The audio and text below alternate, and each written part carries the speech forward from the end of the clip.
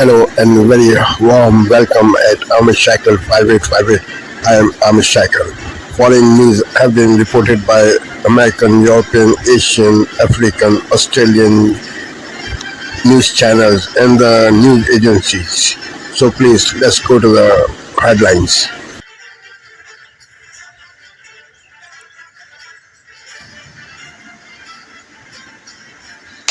Tonight, mass cancellations piling up at airports across the country. Long lines and major disruptions nationwide.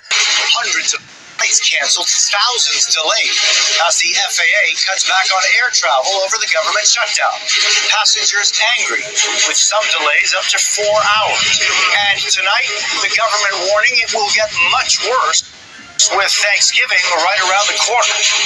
Happening now, the Department of Homeland Security says shots were fired. Caution about what happened.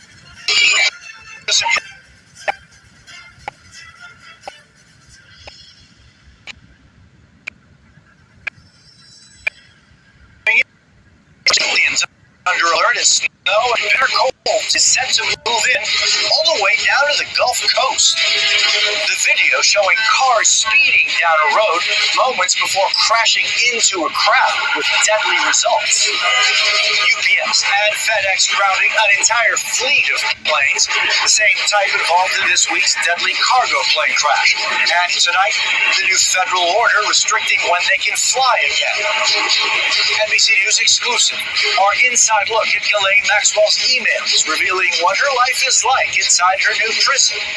And now Congress is investigating whether she got special treatment. It's official. The Rockefeller Center Christmas tree is here for the holidays. And there's good news tonight.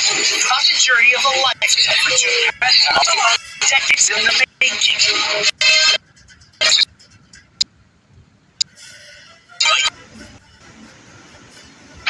Well, the government shutdown is now in day 40. That is the longest in history. President Trump urging Republicans to go nuclear on the filibuster before the Senate hopefully takes a test vote later this afternoon. Our next guest was the House Speaker during the last government shutdown in 2021. Kevin McCarthy joining us this morning. And Kevin, what do you think is the off-ramp here? How do we get out of this? All right, well, first, I'm the only speaker that never had a shutdown. I've been in Congress, been the leader during a shutdown, but no. I think the number one thing you have to have here, you got to have leadership that's going to put people before politics. If you listen to the language of Schumer, he thinks the more pain, it gets better every day for them. Or if you look at Whip Clark, the Democrat in the House, she literally says and knew that this would inflict pain on people, and they just have to put up with that. And the sad part about this, I call it the Seinfeld shutdown, because it's really about nothing. It's their weakness of political willpower to do the right thing just to keep the government open because it can't have change. They're coming after their Tuesday elections where they did well. I don't understand why they're keeping it this way, except they think that others will fold and do whatever they want. But if you listen to the people across the country, I watched all those interviews you had. They're saying, keep government open and then negotiate about what's going forward. And that's what the Republicans are willing to do. I think you're going to see a lot of Democrats start to break from Schumer, saying there's too much pain inflicted on other people. Ossoff, who's up for re-election, Atlanta being the number one airport almost in the country, how does he sit there and tell them that this is good for them as he goes forward every day? So you've been behind the scenes when things like this are going on, and of course Republicans are always, if you listen to the media, getting blamed for every single one of these shutdowns. The media unanimously blames Republicans. Do you get a sense that there's any sort of concern among Republicans on Capitol Hill that this might end up blowing up on them? Yes, there is some. The country's very divided, so it's pretty even both sides. But for some reason, Republicans Republicans always seem to get the blame for what's going on, but they have done the exact right thing. They're the ones who voted to keep government open, didn't ask for anything outlandish. They said they would negotiate going forward. The president's been governing around. I think Senator Thune has done a tremendous job. The one thing I would sit back and look at, Democrats think they're continuing to win for this reason. Republicans have the majority in the House and the Senate, but the House has not met for a number of months. So they believe privately that every day the House is not in session, they just want another day. So they think that's a day you couldn't pass another conservative bill. You couldn't have a hearing. Yeah, you're running out the clock on them. It's a tough strategy. So when you look next year and you think you had this whole agenda, it takes a long time to pass a bill. You have to have committee hearings. You have to have markups. You could be using the floor against the Democrats. You could be putting smart bills on there and putting them in tough positions on how they want to vote. Well, right now they get to sit home. And the worst part about all of this is, you know who still gets paid? Members of Congress and Senate. Everybody else doesn't get paid. Those TSA agents, those Capitol Police officers. But those members of Congress are getting paid and they're sitting at home. Tonight on PBS News Weekend, air travelers cope with reduced airline schedules as the Supreme Court allows the Trump administration to withhold food benefits for now for tens of millions of Americans. Then how a new federal investment may help struggling rural hospitals keep the doors open. And what social media's latest viral relationship test reveals about the importance of life's little moments. When we notice something or we raise something and our partner turns toward us instead of, looking at their phone and saying, it feels really good.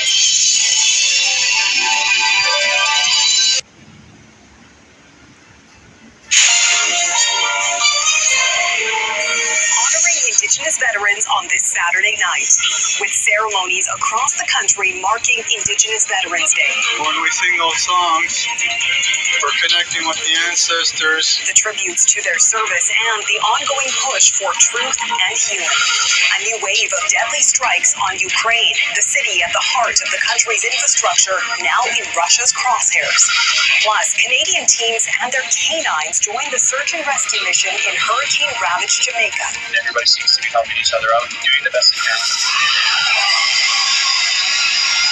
And Eurovision Dreams, how Canada is trying to enter the spotlight in one of the world's biggest music competitions.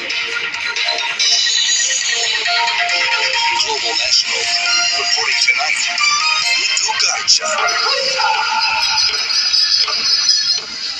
From coast to coast to coast, Indigenous veterans and their communities took part in commemorations for the 31st National Indigenous Veterans Day, honoring the courage and service of those Inuit, Métis, and First Nations people in Canada's armed forces throughout history. Good evening, and thanks for joining us. The ceremonies feature culture and tradition while honoring a group of veterans whose sacrifice was long overlooked. Musa Imran reports on how those at a commemoration in Toronto are ensuring their legacy lives on.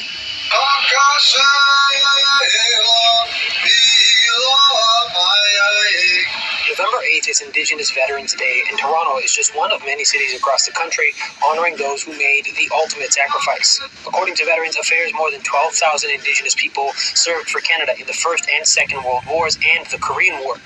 They couldn't march together as a group or lay wreaths at cenotaphs. This day was established to correct that oversight and recognize the invaluable contributions of First Nations, Métis, and Inuit soldiers. When we sing those songs, we're connecting with the ancestors. Philip Cote hosted Saturday's event at Nathan Phillips Square. He says the day is all about honoring the generations who came before. My great-great-grandfather was Tecumseh, and he defended Canada long before people were thinking about a Veterans Day.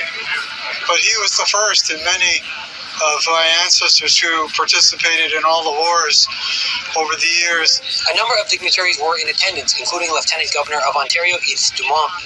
Today, recognizing the contribution of the Indigenous veterans was an important moment for me as a citizen, as a Lieutenant Governor of Ontario as well, towards reconciliation. It's one step further. So I was happy and moved at the same time by the ceremony. Toronto Mayor Olivia Chow was also at the ceremony, reflecting on how the past can shape our future. How do we do that? What action can we take to bring people together so there's less divisiveness, less hatred, less anger? And that's hard to do sometimes. And it's those lessons from the past, Cote says he hopes to carry on. I hope that they see that we're keeping their memory alive and that we're thinking with this, because this is the main thing that they thought with, those ancestors, this is the way they operated.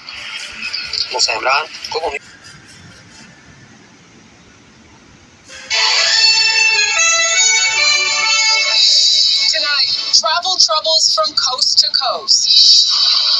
Hundreds of flight cancellations and major delays impacting dozens of airports and thousands of passengers. Travel is stressful enough, and then you put these disruptions in place, and it really makes everything more challenging. Control tower staff stretched so thin, the government forced to cut capacity.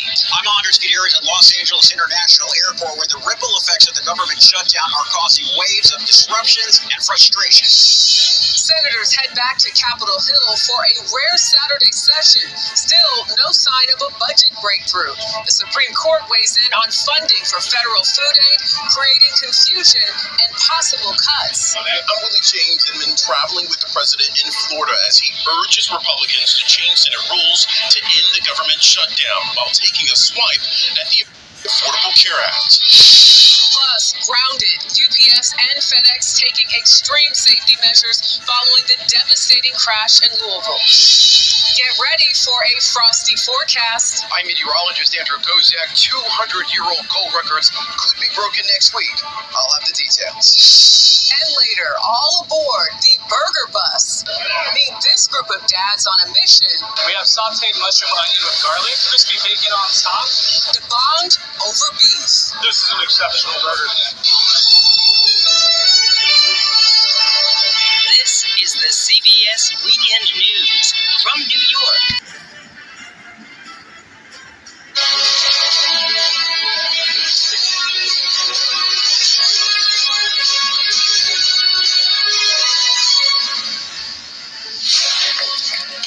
Good afternoon, this is Sky News Today. It's 3 o'clock. I'm Matt Barnett.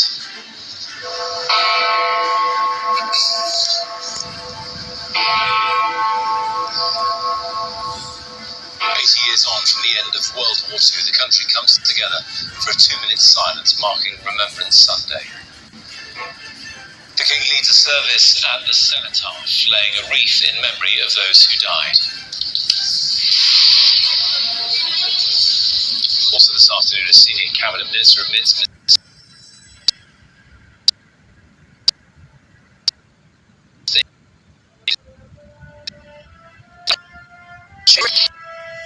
local council spending tens of thousands of pounds to take down flags in towns and villages across England. This is how the Amazon is disappearing. By literally going up in smoke. Sky News goes deep into the Amazon rainforest to meet the indigenous people trying to save their land. And more than 1 million people in the Philippines evacuate as a super typhoon reaches their country.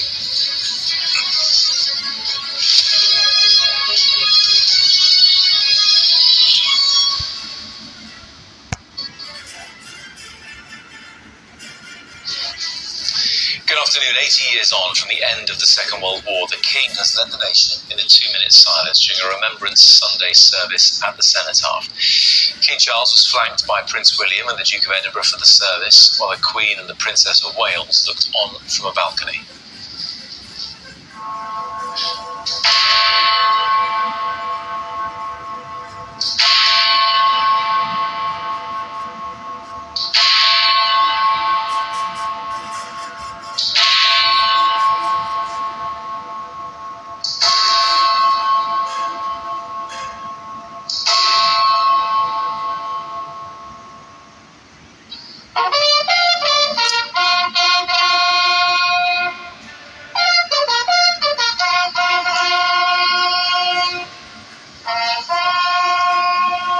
Services were held in all 4 nations of the United Kingdom with senior politicians and thousands of veterans in attendance.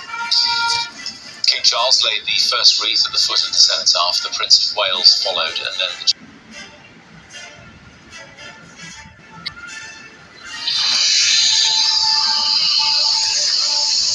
tonight, questions raised over why a neo-Nazi rally was allowed on the steps of New South Wales Parliament in Sydney. If we had time again, that rally wouldn't have taken place. It's a grotesque spectacle that will shock Australians.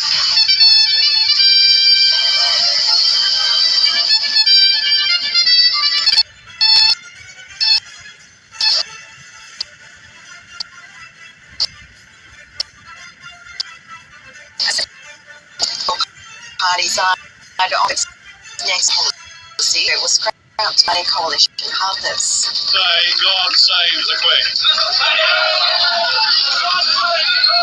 Because nothing will save the Governor-General. And nearly 50 years after the infamous dismissal, the ABC asks where it all went wrong.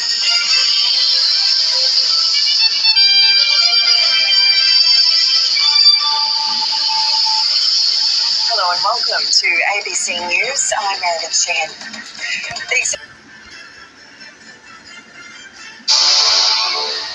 Hello there, here are the headlines. Super Typhoon Fengguang has made landfall in the northeastern Philippine province of Aurora. It is one of the biggest storms that's threatened the nation in years. More than 1 million people have evacuated their homes. With a radius covering almost the entire country, the storm is expected to bring strong winds and heavy rain to swathes of the archipelago. At least 2 people were killed due to rising floodwaters before Fengguang made landfall. Japan has lifted its tsunami advisory for Iwate Prefecture. It was issued after a 6.7 magnitude earthquake struck offshore at around 5 p.m. local time. About 6,000 residents in Ofnatu were ordered to evacuate, and nearby towns urged people living outside seawalls to move to higher ground. Prime Minister Sanae Takaichi is urging caution, warning that aftershocks could follow. China has suspended its ban on approving exports of several so-called dual-use materials to the US. That includes gallium, germanium, antimony, and certain super-hard compounds. The move temporarily lifts tighter checks on who in the US can receive exports of dual-use graphite and how those materials are used. The pause takes effect today and will last until 27th November next year. And that is the latest from the CNN newsroom.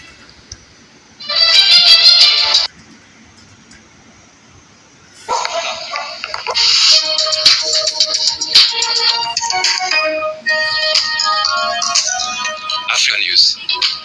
The news. The United Nations World Food Programme warns the crisis in eastern DRC Congo is worsening, with tens of thousands displaced and facing acute hunger. 8 agencies are struggling to operate in provinces overrun by Rwanda-backed M23 rebels, though Kigali consistently denies supporting the group. An alarming 3 million people are in that emergency category. And this means what for families? It means that they're skipping their meals, they've depleted all of their household assets, they're selling off their animals, their goats. And this year, last report a year ago. The alert follows the release of a report by UN backwards from sea.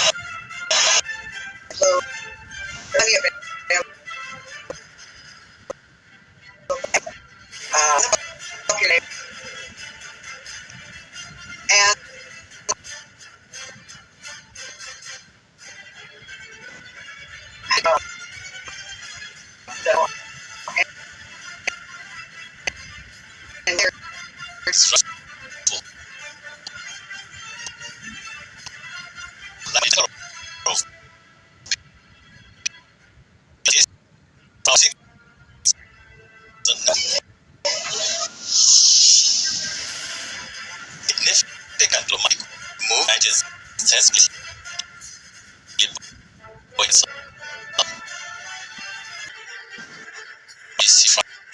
A long-run dispute with the host nation.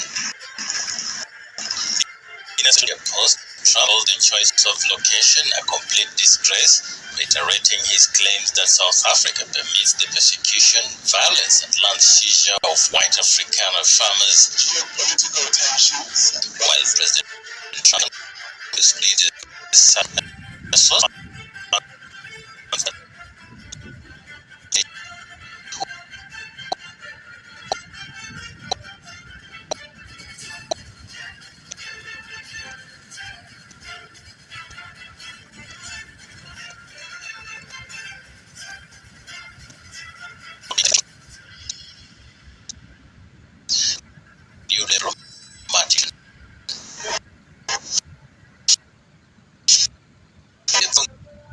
champions South African rugby team triumphed over France, defeating them 32-17 despite experiencing a red card and trailing at halftime.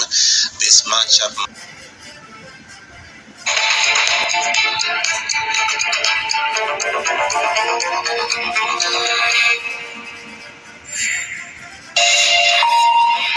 Welcome back to the France 24 newsroom here in Paris. I'm Catherine Viat, and you're watching Around the World. It's time now for a quick look at some of the top stories we'll be following this hour. The Philippines is bracing for the biggest storm of the year just days after Typhoon Kalmagi left a trail of destruction and nearly 200 people dead. More than 1 million people have been evacuated ahead of Super Typhoon Fangwang. Syrian President Ahmed al-Shara is in the U.S. for a landmark official visit at the White House on Monday. Since taking power, al-Shara has sought to present a more moderate image on the world stage and make a break from his militant past. And Iran is suffering from one of the worst droughts in its history. Water levels in the reservoirs at Supply Mashhad have plunged below 3% as the government warns that it may be forced to implement water rationing. Residents in the capital have been told they could face rolling cuts to water supplies.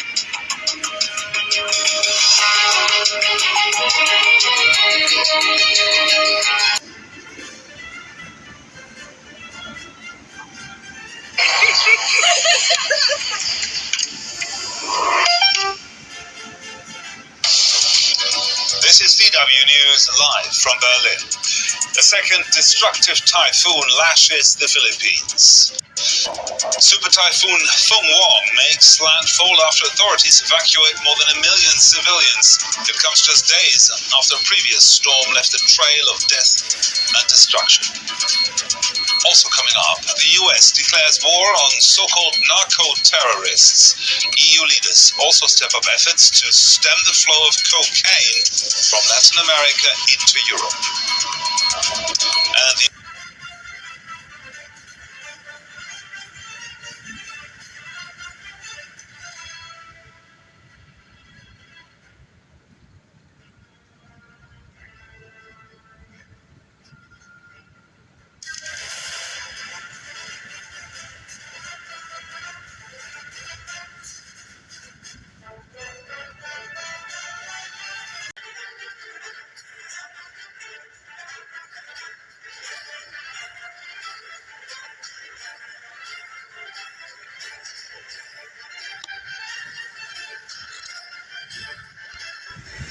Thank you for watching Amish Shakil 5858. I am Amish Shakil.